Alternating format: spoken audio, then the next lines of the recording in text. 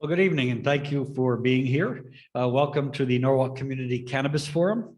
I also know we have people joining us virtually, so I want to welcome them as well. Before I get started with some welcoming remarks, I want to introduce the panel that will be speaking with you this evening and answering any of the questions you may have. We have Steve Kleppen, the Director of Planning and Zoning for the City of Norwalk. Ryan Harrell, District Safety and Security Supervisor of Operations at Norwalk Public Schools. Margaret Watt, Prevention Director at Positive Directions and Co-Chair of the Norwalk Partnership.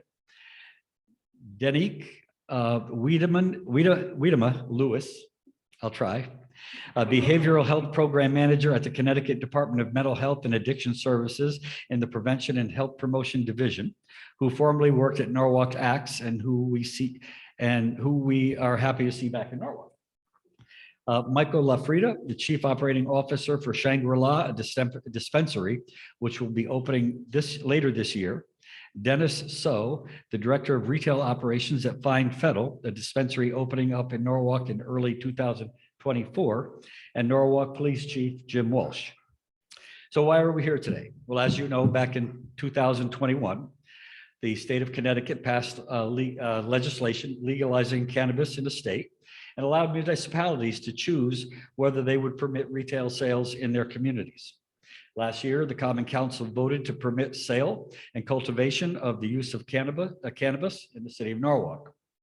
In advance of the cannabis establishments opening later this year and early next year, we are working together to put together all the best safety measures that we possibly can. I can tell you that the city of Norwalk, under the guidelines of the Department of Consumer Protection, is doing this in a very thoughtful way. We know there are going to be some concerns that people have. There are going to be some questions. We want to assure you that we will be making sure that everything is done according to state statute, making sure that the retail establishments are conducting their business in a responsible way, not selling to underage people. We will be inspecting each facility to make sure, again, that they are conducting their business in a responsible way. So as a community, we're working very closely together to promote safe and responsible cannabis use, to educate our youth about the risks of cannabis and more. So having said that, I will let the panel start their meeting, start their presentation. Good evening. My name is Steve Kleppen. I'm the Planning and Zoning Director with the city. Just to give you a little background of my involvement with the process when the cannabis legislation was enacted, there was impetus put on the city to, decide what they wanted to do. So I worked with and my staff. Oops, is it quiet? Too quiet? Sure. Is that better? Better. Okay. So my department worked with the city government and the Planning and Zoning Commission on basically adopting the rules and regulations about where the establishments could go, what types of facilities we wanted to see in the city, where they could go, how they operated, the rules and so forth. So that was kind of a probably 6-month process. And then the Planning and Zoning Commission then took the baton from there. We had 3 applicants that were approved and 3 that, we're probably going to open one later this year, maybe 2 sometime in 2024 would be my guess. Good evening. My name is Ryan Harold. I'm the Safety and Security Supervisor for Norwalk Public Schools. And inevitably, obviously, the school system has a large role to play in the prevention, education, and some of the handling of our young people using cannabis.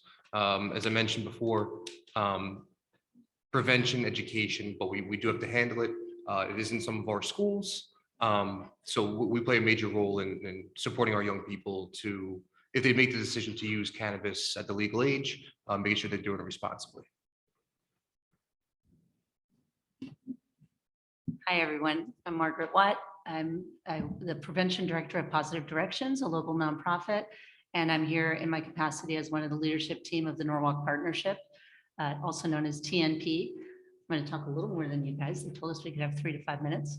The Norwalk Partnership is a coalition of all kinds of stakeholders. We have teenagers, we have parents, we have businesses, we have the city, the schools, nonprofits working together to prevent underage substance use and promote youth mental wellness.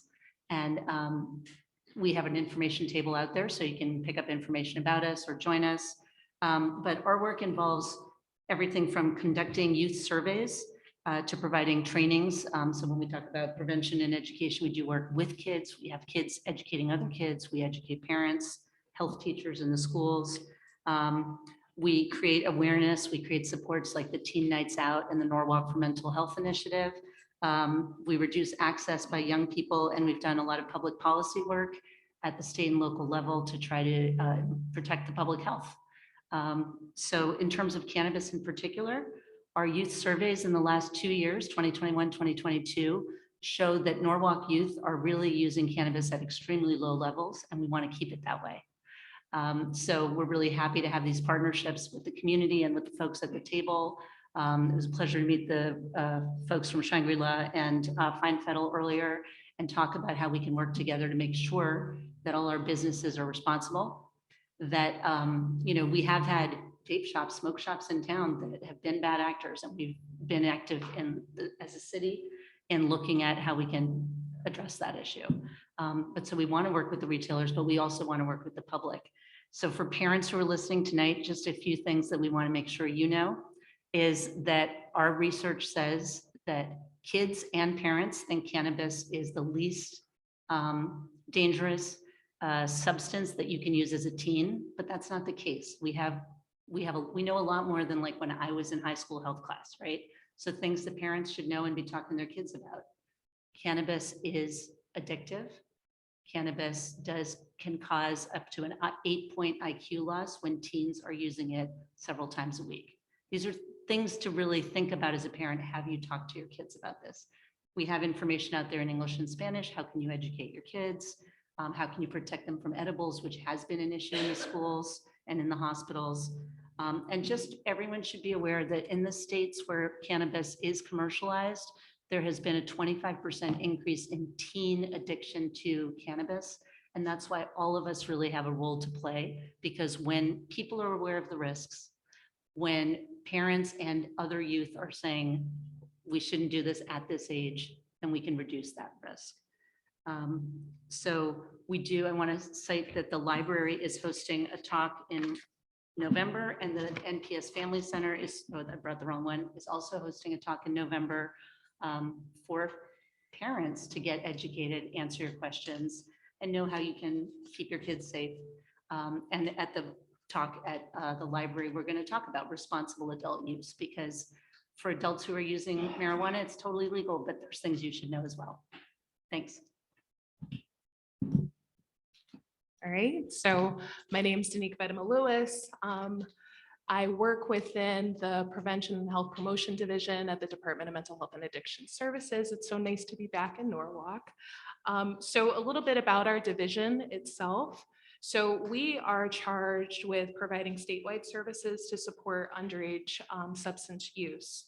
And within my role within the division, I'm charged with setting up statewide and regional infrastructure to support local efforts to specifically prevent underage cannabis use. So looking at statewide priorities based on policy, currently we're looking at how do we build retail education, how do we support our statewide campaign, which I'll talk more about, continuous data collection, how do we ensure that communities are equipped with the training and technical assistance to support local coalition efforts. We support over 150 coalitions across Connecticut, including the Norwalk Partnership as part of that work, in addition to working with our other state partners and appointed committees. So I want to just talk a little bit about the Be in the Know campaign. So that is our statewide cannabis campaign. You can find it at beintheknowct.org. And this is a website that can provide the public with information about the laws, the effects of cannabis, resources to help mitigate any potential harmful effects for adult use cannabis use. And that this campaign is also designed to reach parents, young people, trusted adults, pregnant and breastfeeding people, as well as just the general public. So we want to ensure that the messaging that's going out to the communities really is able to be tailored to specific populations. And that we want to ensure that it's easy to understand and clear information on what our existing state laws are, information around safe storage. I have one of our lock bags, so that is also a part of our campaign, as well as community outreach that's going along with it. Preventing driving under the influence, and then other health risks. So as far as DEMIS and our state partners are concerned, we continue to ensure that adults are using as responsibly as possible and that are equipped with the information needed to make those informed decisions, as well as preventing underage cannabis use. Good evening, I'm Mike LaFrida, Chief Operating Officer for Shangri-La Dispensaries. We'll be opening our first dispensary in Connecticut here in Norwalk, probably beginning in December. And again, I'm excited to be here to meet the community, meet all the members here, and do our part to ensure we're supporting all of their causes.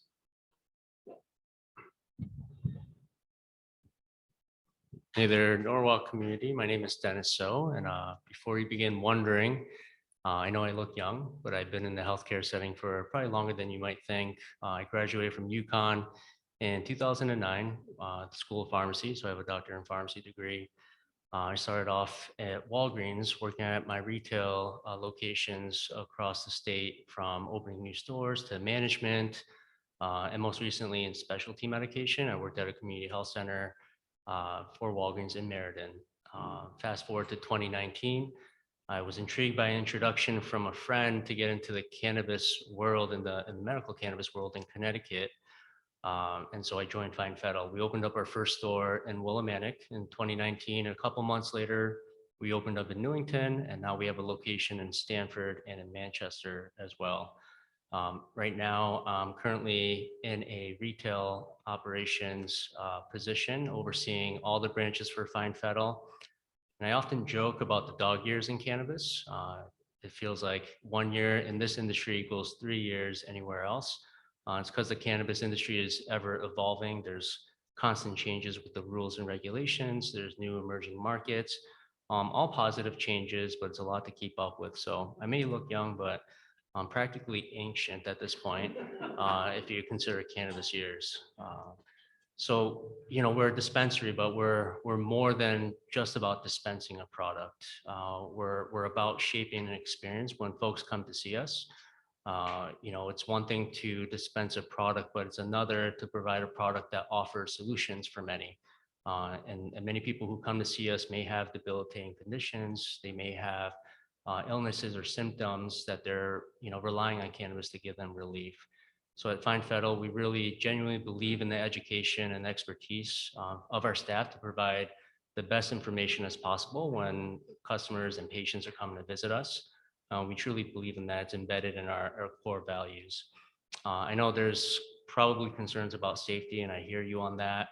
I genuinely believe that in this regulated market, that we can offer a safe and well-tested product that's well-regulated within the state laws.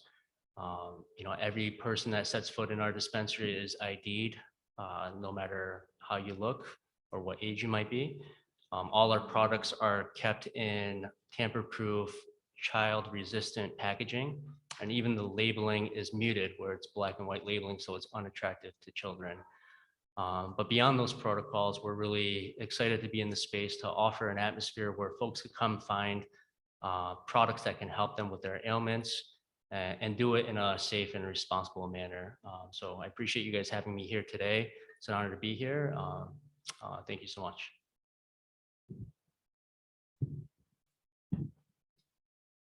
Good evening. My name is Chief James Walsh from Norwalk Police Department.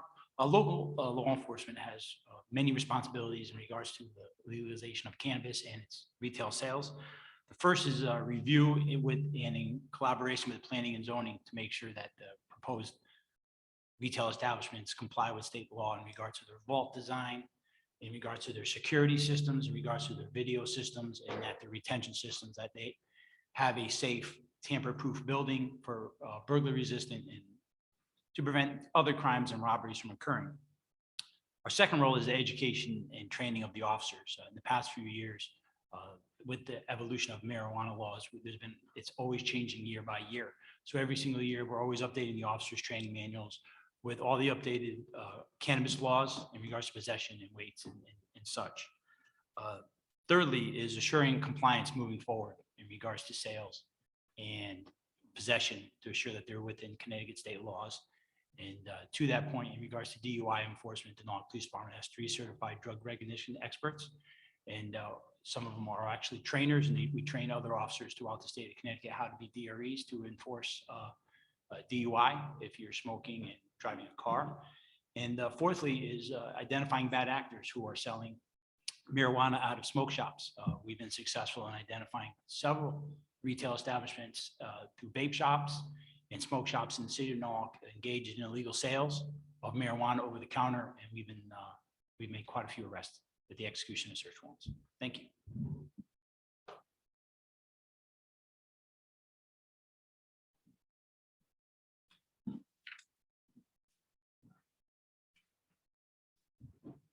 So if anybody wishes to ask a question or make a comment, we have a microphone set up in the middle here. You can just come up, just give us your name, and I'll do my best to filter it to the correct party to answer your question. If anybody who's attending virtually has a question, you can use the raise your hand function at the bottom of the screen. And maybe if we get enough folks, we'll alternate in person first virtually. So, but if anybody wants to come up or has a question, comment, please do so. I do have some questions we received, but if obviously we want to maximize your time, so please, sir, if you want to go ahead, pop up. Yes, my name is Larry Katz. I'm a lifelong resident of Norwalk, and I had the unfortunate of losing my stepson to a drug overdose. I started with marijuana in high school. I got addicted to marijuana, and later on went to college and got involved with trying snorting heroin. And I'm going back 25 years ago. And we started an organization called Courage to Speak. And we've been in the school system for the last 20-something years, teaching children about the dangers of drugs, especially marijuana. And we're getting questions right now of how come they're legalizing marijuana? It must be okay to smoke it. I don't really have the answer to that because over the years, we've been telling they're more susceptible to addiction at a young age. I just want to point out that I'm on a rehabilitation center, Connecticut Counseling. We have 5 centers in Connecticut dealing with a heroin overdose, heroin addiction. And I was speaking with the director today, and he mentioned that the majority of people in treatment today, the vast majority started with marijuana and alcohol. He did indicate that all people that do marijuana doesn't necessarily mean they're going to become addicted. I have a master's in nutrition, and one thing I learned is everyone is different. And so what works for one may not work for the other. My main concern is the young people in our town, because young people don't think about their judgments. It's been shown that that's why we made the laws 21 and older for drinking, and now for marijuana use. However, their brains aren't really fully developed to 25. The only industry that knows that is the car rental industry. You have to be 25 years of age to rent a car. And that's because they're still making bad decisions up to the age of 25. So, and as far as deterrent, I think we need stronger laws and give the police the opportunity to apply these laws. So if somebody breaks the law, an establishment breaks the law, once they get a fine and so forth, second time maybe a fine, the third time they should close them up. And because it's no good for the community, it's no good for the people in the community. Thank you. Did anybody on the panel want to respond to that, Ryan or Margaret or?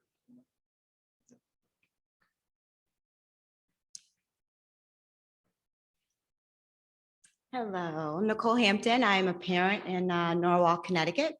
I have a couple quick questions. One before the mayor leaves. Where is the public consumption marijuana site going to be in the city of Norwalk? Have you guys picked a spot yet? Okay. That was the Art Space Park, if you couldn't hear. Okay. And also for you guys keep saying your dispensaries. Are you requiring medical marijuana cards? Isn't that what makes a dispensary? Like, aren't you a cash cannabis retail store? Because a dispensary kind of dresses it up, so people think it's like regulated. But if you're not requiring people to have medical marijuana cards, you're a cash storefront, right?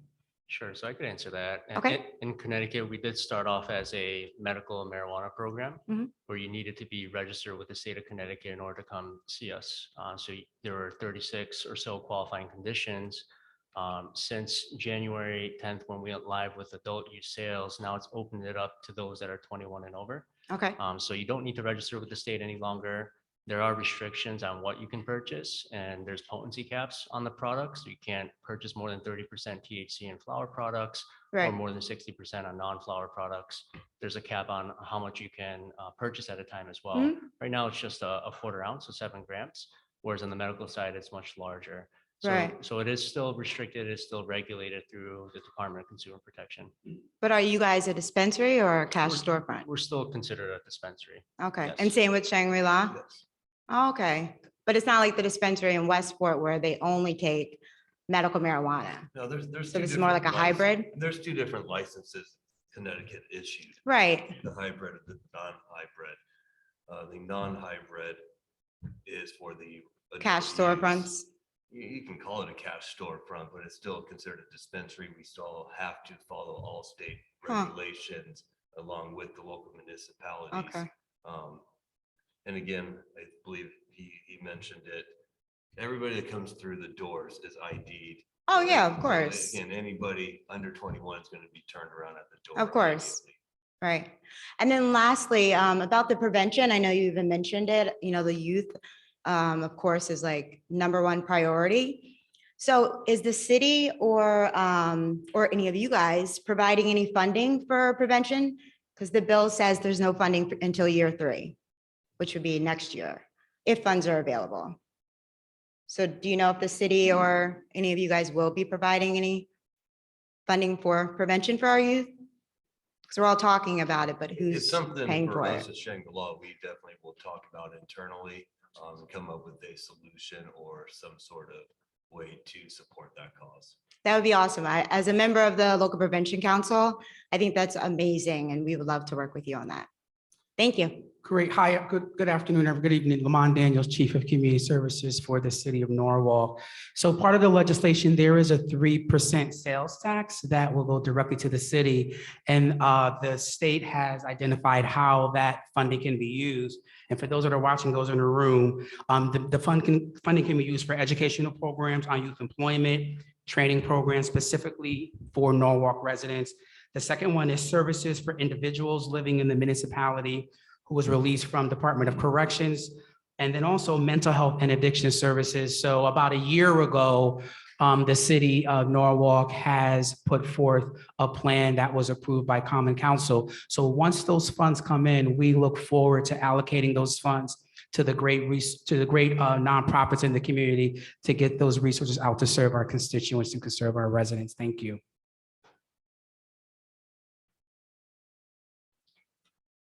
Anybody else? Yeah. Hello. I'd like to ask you all a question, really. Could you share a little bit about who's going to staff your locations? Because you have incredible credentials and certainly you're a longstanding company that is in this particular industry. But when you get to West Street and you're going to hire people on West Street, a lot of different things could happen that way. Can you share a little bit about your hiring process? Who will actually be there? Because it won't be either of you, right? So I'm curious to how that process is for your companies. Sure. Yeah, I can speak to that a little bit. We do pride ourselves on hiring locally and diversely.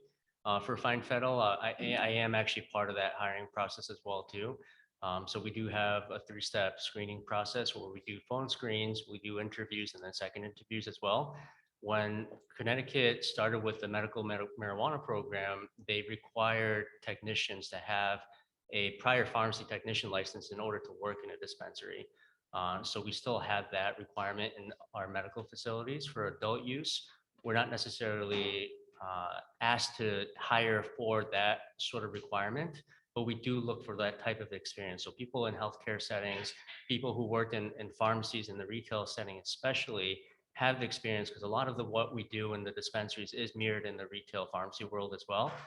Hence why there's pharmacists behind the counters in our medical stores. So yes, I believe hiring is a really important thing, training our staff and making sure that they're well educated and understand the information that they're sharing with their customers are accurate and well informed.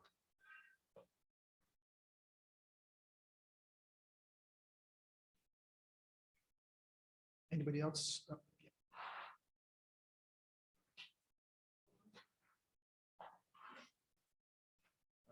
Hi, Dennis Zakharopoulos. I moved to Norwalk from the city about 5 years ago. And I would like to ask about externalities. Let's assume that everything goes as planned insofar as use is concerned, that it's regulated, kids don't get it and all of that. But what if you live in an apartment building and you get a waft through the floors and then your clothes smell like pot?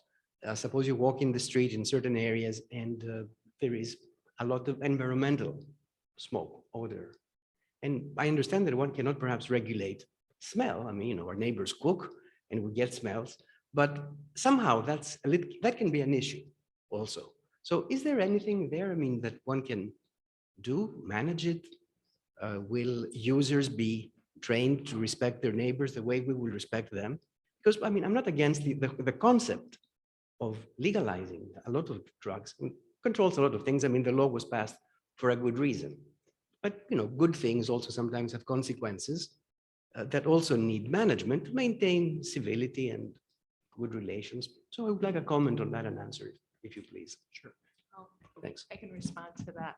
So as part of some of the statewide work, it's not just about, I highlighted priorities, but we recognize that there are a lot of folks within Connecticut that are living within apartment buildings. So it's how can we best reach out to associations and ensure that they understand kind of what the laws are, as well as we're in kind of the second phase. We kind of regenerate our campaign and the website every year to really correspond with legislation. So we're also in development, and we'd love to develop a toolkit specifically for those that are in a capacity to rent.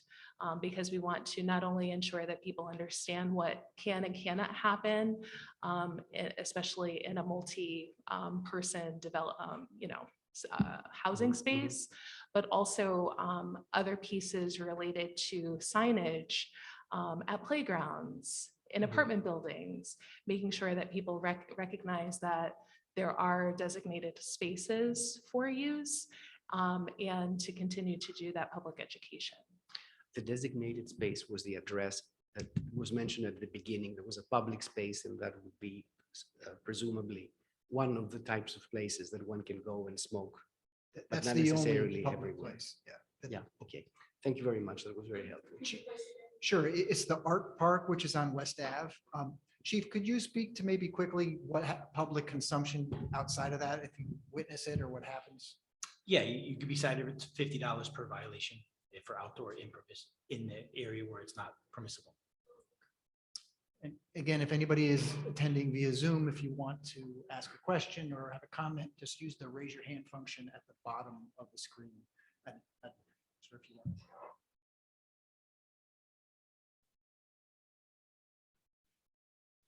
Hello, my name is Jeff Santo. I'm the webmaster for rockingrecovery.org. And I was just curious, an event that happened in Connecticut back in 2018, there was a 36-hour period when more than 100 people were transported to the hospital off New Haven Green because of what we believe was tainted K2. Now, when we have a new product being brought onto the market that was previously illegal, now more people are probably apt to try it, and it is highly likely that an event like that can happen again. Did Demas learn anything from that event? And does Norwalk have a protocol in place if we do have to triage a situation like that?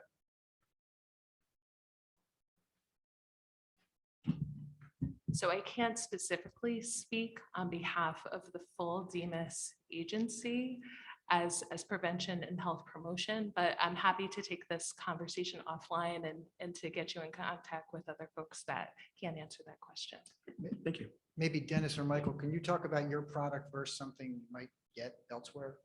Again, all product that we would bring in is going to be tested through the state regulations, state testing facilities, or the labs that are certified by the state.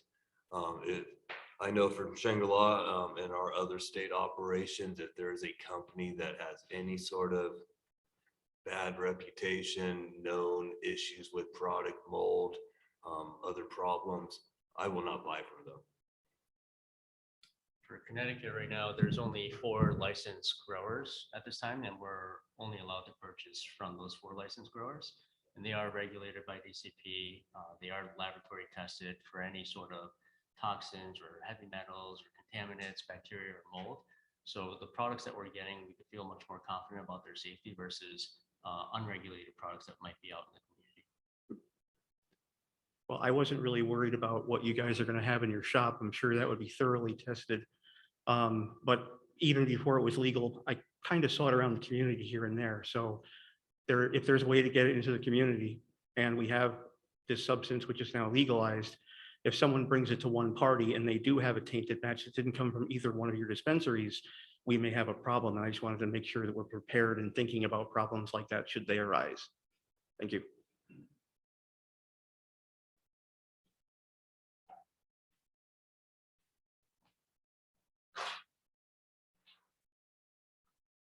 Hi, I'm Joan McDonald. I have just some nuts and bolts questions about, probably for law enforcement, but if there anybody else with authority who knows like the real answer, not just, guessing, no offense, but I'm not concerned about the dispensaries. I'm concerned about how people interpret what's right and allowed and how the volume of people that might, utilize marijuana in whatever forms, cannabis, I guess we're calling it, is people come up with all sorts of creative ways to either get around things or do things that they think are legal because that's the way they interpret it. I happen to be asking questions from a landlord's perspective. And also, I wish there was somebody here from the ADA, but I imagine there's plenty of people with knowledge about what the ADA will allow. For example, what if somebody has, I know you can have 3 pot plants in your house, but what if it's 4? Does that mean that as a landlord, it could be like, hey, come on over here, police, you have to take a look at that. So also can I walk through the neighborhood? Can people sit in their car and smoke? Is it just smoking that's the issue, smoking marijuana? Or can you consume edibles or whatever other forms they are sitting in your car? Do the keys have to be out of the ignition? I did read the thing on the Be in the Know website saying it has to be locked in a bag and in the glove box or in the back. So I got that, but then there's all sorts of nuances to exactly how, because lots of people drive around neighborhoods, other people's neighborhoods, and sit just to smoke in the morning to do whatever they need to set up for the day. I have no problem with people using whatever they need to that's legal to calm their anxiety or whatever needs to happen medically, but I also want to know, so I don't infringe on other people's rights, to be able to, advise others like, yeah, you can't do that in this neighborhood, and really be accurate about it and not just be like that, that, what do we call them? That Karen who's in the street just trying to find problems with everybody. Thanks. Yes, there was 2 laws, that just enacted October 1st. Odor of cannabis or burnt cannabis shall not constitute in part or in whole probable cause or reasonable suspicion and shall not be used as basis to support any stop or search of a person or motor vehicle. And secondly, observation of an operator or passenger smoking cannabis in motor vehicle while it is being operated alone is insufficient reason to stop the vehicle. These are new legislation that has been passed and enacted October 1st. So when cases like that, if the officers investigate a car accident, or you get stopped for speeding or some other second violation, and they do believe, based on their field testing, that that person is operating under the influence, they'll call it DRE, drug recognition experts and specially trained to read the physiological responses based on a series of tests. And based on his training experience, they could place that person on arrest if they fail that test.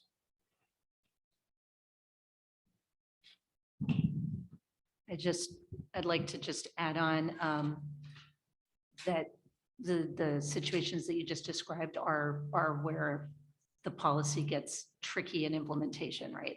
And so I think Danique was talking about signage, and that's something we've been looking at a lot with the Norwalk Partnership Coalition. Right now, we actually have an effort going on to talk to restaurant and bar managers and like what issues are coming up on your location, because are staff using at work, and do you know what to say and do? And we heard about a case where patrons in an establishment here in town were kind of getting into an argument about, you can do that, no, you can't do that, and is it the server's job, and is it the restaurant owner's job? And so this is where a lot of times I think having clear signage around town in the bars and restaurants, at the parks, where whoever sees something going on can just point, it's not on you, you're not the Karen, you point, you go, you're not supposed to do this here. We don't want to make the bartender have to deal with that. We don't want to make all these like folks that are maybe not even being paid a lot, they get part of their job. So that is something we really want to look at and take seriously as a city.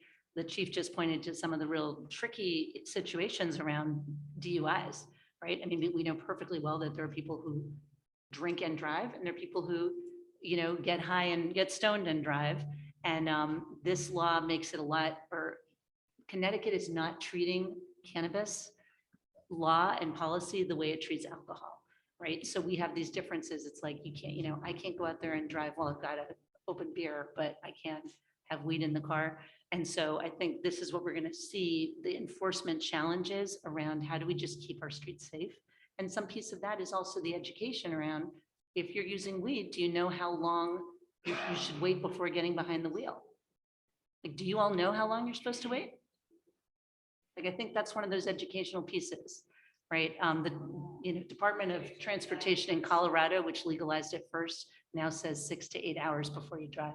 That kind of means like, if you go out to a party, you better get a ride home, right? So these are things we have to look at. And you're talking about neighborhood challenges, and I'm listening to you, I'm listening to Chief, and I'm thinking like some of that is not very resolvable in the landlord situation. I'm not sure if you're talking as a landlord of like a private like home versus apartment buildings, but the apartment building thing is something we do have to really look at. And we have teens involved in our work. We have the Norwalk Strong Clubs at both high schools. They're super active. They organize the teen nights out, substance-free social activities and so forth. And I drive these kids around and I drop them off, and they're like, I don't like to go into my apartment building because it smells like weed all the time. And there's like one of our kids is pretty much active every day after school in everything you can think of to not go back to the house, right? You shouldn't have to, like the gentleman who was talking about the secondhand smoke, that shouldn't have to be a factor for the people who don't want it in their family, right?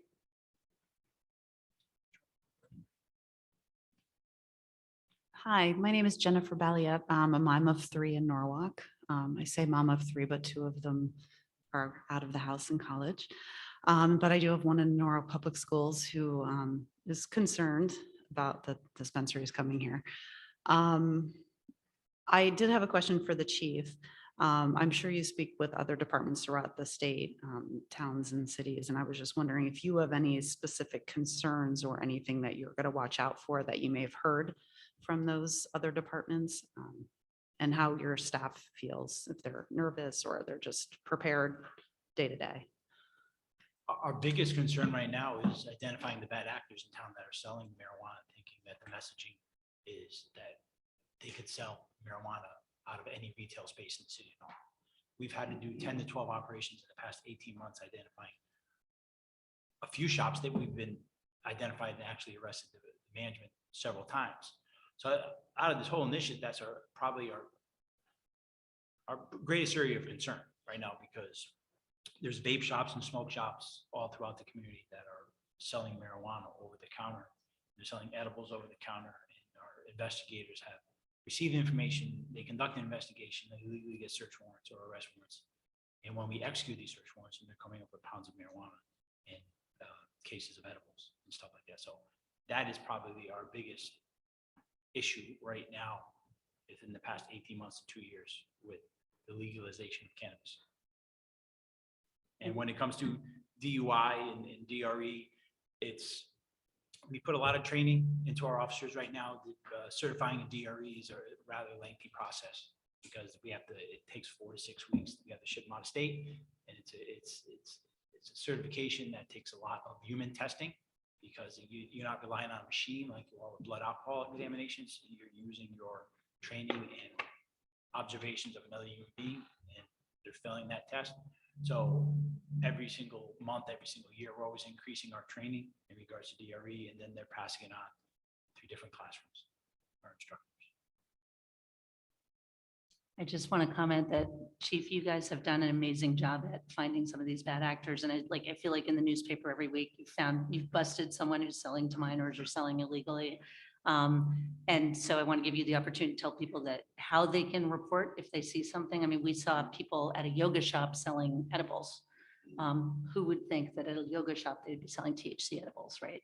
So people can let you know. There's an anonymous line, right? The best way is if you go to your app store on Android or iOS, use the Norwalk Police app, and you could communicate with us. I get text messages, and the administration gets text messages, and our communications, Norwalk Combined Dispatch gets all the text messages. And people send us information. You could send us photos. It's just like texting, and it's completely anonymous. It goes through servers. So on the back end, none of your information is identified, and we get a lot of good information. We get pictures, we get videos. It's a great app. The other piece, because you mentioned before the new laws that went into effect this weekend, and one of them was around hemp products and what they call high THC hemp. So there's a huge category of kind of gray area products that were on the market, like THC 0 and Delta 9 and Delta 10 and all these products that were out there. And as of this past weekend, the law got really tightened through advocacy from folks saying, here are all these things, people don't know if they can or can't sell them, if they can or can't use them. Is it dangerous for kids or not? So there's a big category of stuff that is now clearly illegal, and you may see it in your gas station. So if you do, you should, report it, and the police can take care of that. I will just add that I did a Q&A with a bunch of teens at the Youth Business Initiative a couple months ago, and just said, write all your questions about marijuana and vaping on stickies, and we'll go through them one by one. My favorite question was, is gas station weed safe? Which I kind of feel like should answer itself, right? Oh no, but that's kids here in Norwalk apparently seeing weed at the gas station going, wonder if. So just bring that back to your own family if you have kids and have a conversation.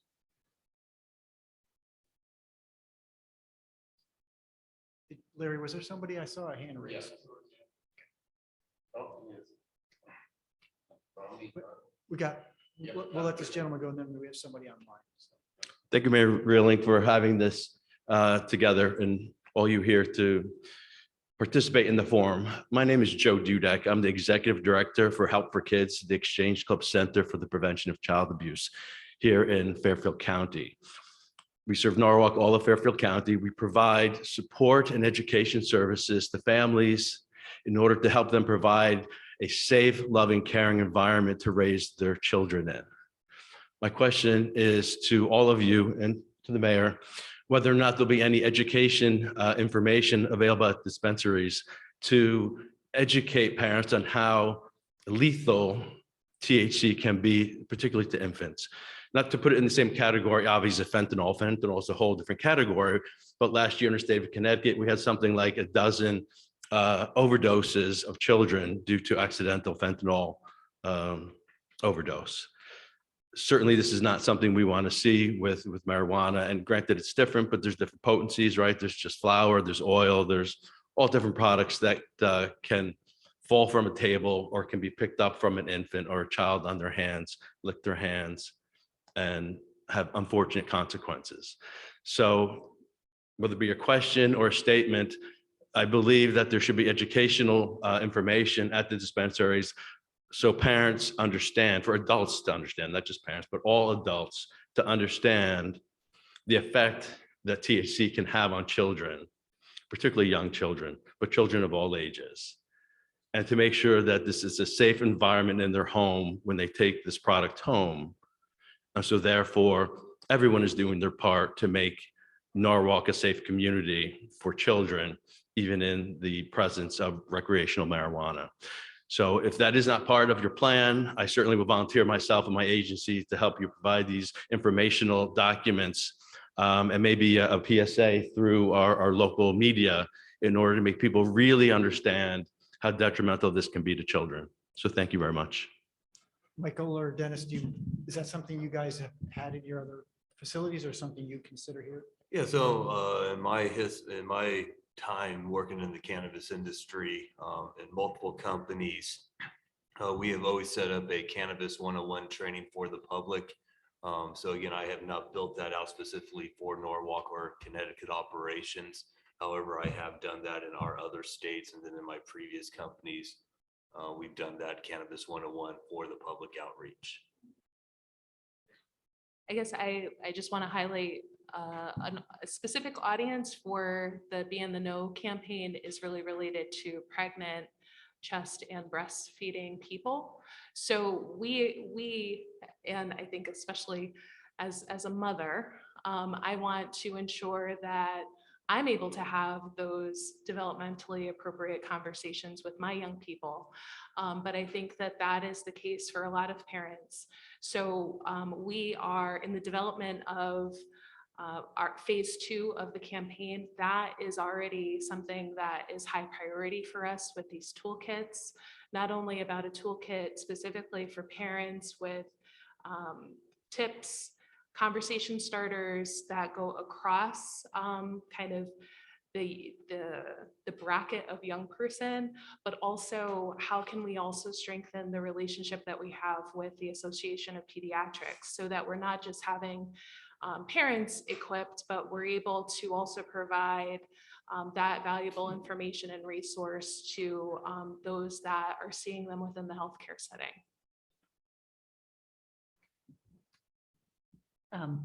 I just want to mention that the signage at retail locations around, Dennis and I were talking about like pregnant and parenting women, like, the fact that we do need to educate people. Cannabis is in breast milk, it crosses the placental barrier, et cetera. So our coalition has actually already identified a flyer from SAMHSA, from the federal government, that we really like, that has just the basic info about like, what the issues can be for pregnant women and for kids. And we've translated into Spanish, and we would love to, Joe Dudek's point, to provide it to your retailers if you would be willing to put that available on site. Got it ready to go. Absolutely. And when we do have our consultations with consumers, especially those that are new to cannabis, it's an important part of our kind of onboarding with new customers and new patients to talk about responsible usage, storage, and disposal of cannabis as well, because it can be accessed through trash if you're not disposing it correctly. But having it in a place where it's unreachable by children, having it locked in a safe spot, also keeping it in the container that it comes in, which is child resistant, will help prevent some of those accidental usages and access. But to your point, Margaret, yes, we would love to have some sort of coordination to have some of that signage up so that we can make it more publicized and bring it to top of mind. Fantastic. You too, Mike? Absolutely. Awesome. Thank you.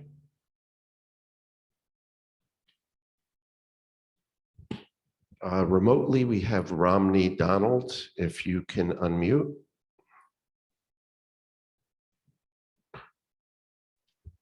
Hi, everyone. How are you? So I just want to say thank you for putting this meeting together. I am also a parent of a child in Norwalk Public Schools, and therefore I have a vested interest in the topic that's being discussed today. One thing I wanted to bring to everyone's attention is that, according to the ACLU, there's a troubling statistic that Black individuals are 3.73 times more likely than their white counterparts to be arrested for marijuana-related offenses, This is a statistic that highlights a clear racial bias, which unfortunately extends to other areas of law enforcement. So I'm just curious if there will be an opportunity to delve deeper into the testing and training procedures that the chief had mentioned in context to bringing in a specialist for testing upon someone's like suspected idea that maybe someone's using or has too many plants or being pulled over and adding on a charge. So if that could be spoken to, that'd be great. Thank you. The Norwalk Police Department is a CALIA accredited agency, and we pride ourselves on bias-free policing. We do a lot of implicit bias training. We do a lot of training in regards to proper procedures and the proper justice in regards to all the law that we do law enforcement that we do every single day. A lot of the enforcement angle has been taken out of marijuana, has been taken out of the police hands with the legalization of cannabis. And I know that you've noted data from previously, but a lot of the enforcement angle has been taken out of the police department's hands. So on a local law enforcement angle, we don't have the right to stop. We don't have the right to identify. Most of our enforcement when it comes to DUI consumption and operation will be after a car accident is investigated and the officer is dealing with the operator and sees indicators that, or if they go through a red light, or if they go through some other violation, and they're identified as possibly being that.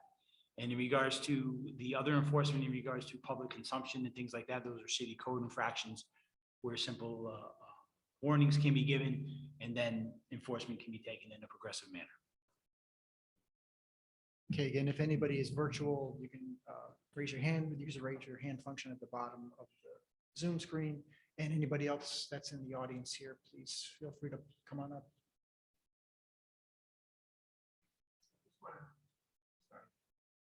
I got a few things.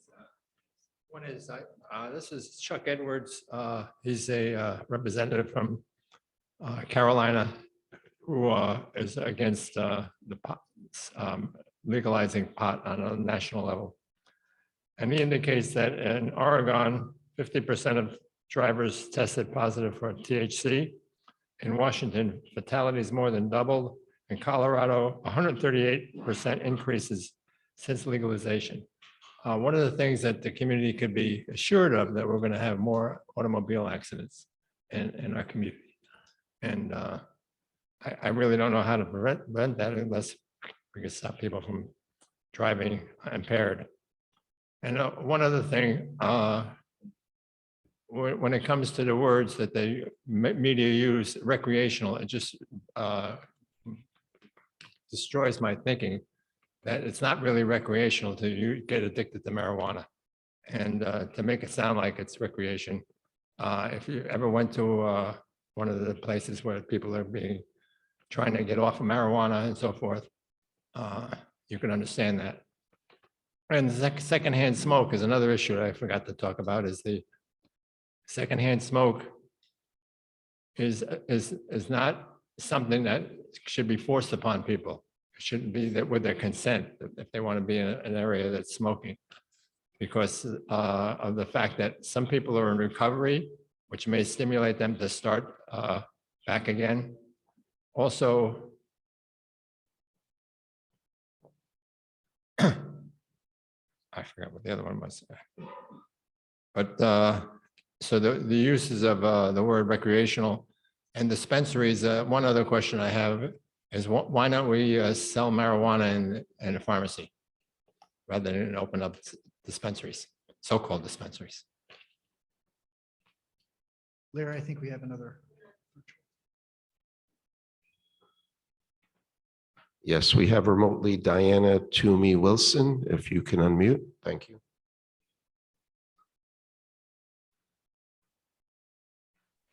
Hi, good evening. I put in the Q&A my disappointment in the choice of location.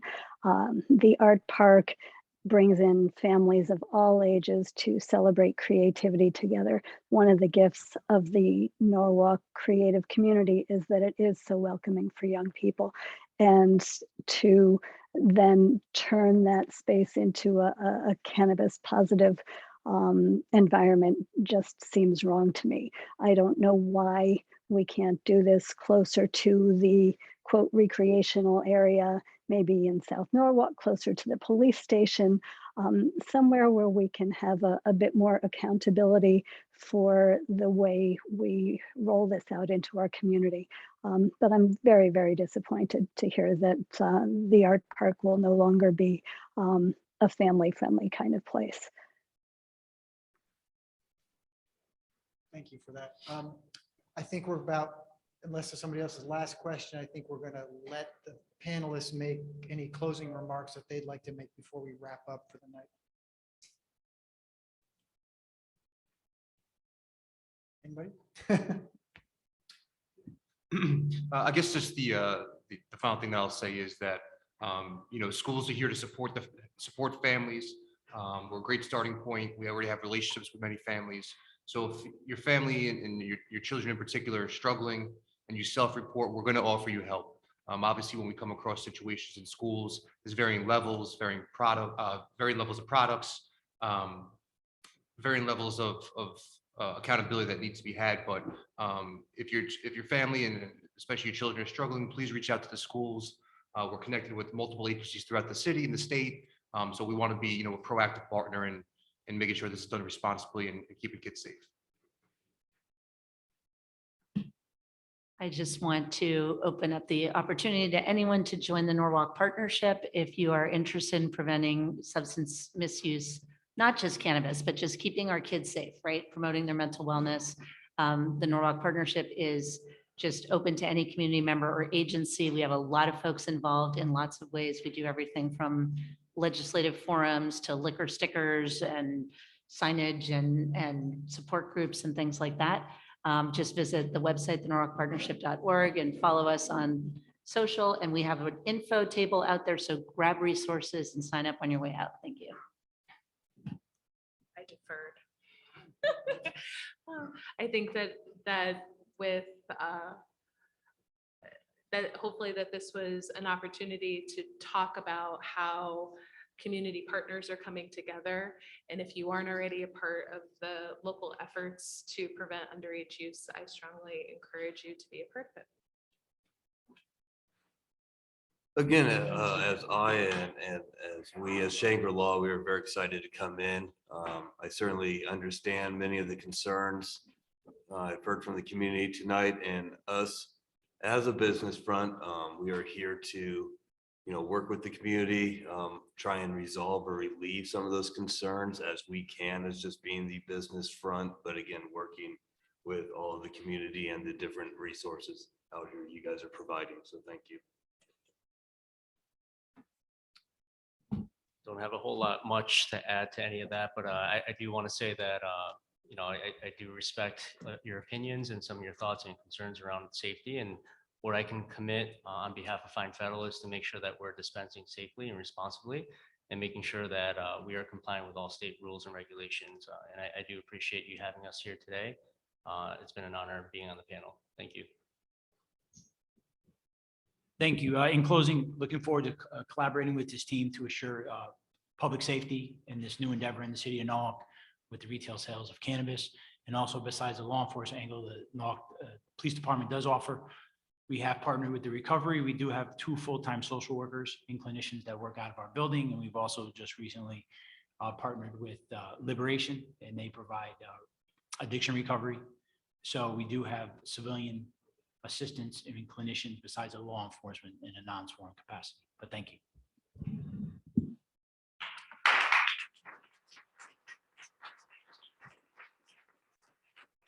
Thank you for coming.